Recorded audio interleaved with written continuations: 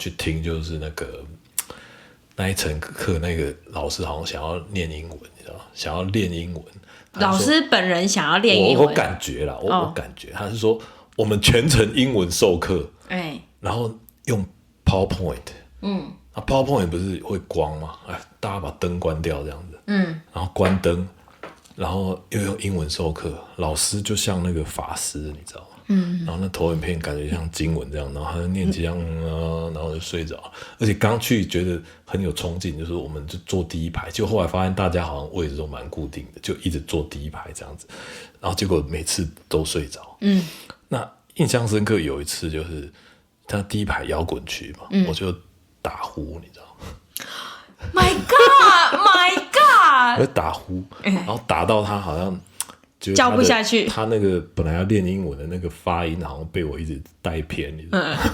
然后我那个跟我去的同实验室的同学就也不好意思，就是大力把我用起，他就按了我的胸口，然后突然施力这样子，然后就把我惊醒了，然后我就叫了一声，然后他就我觉得那个老师就是可能比较阴险一点，他就也没有不做声色这样子。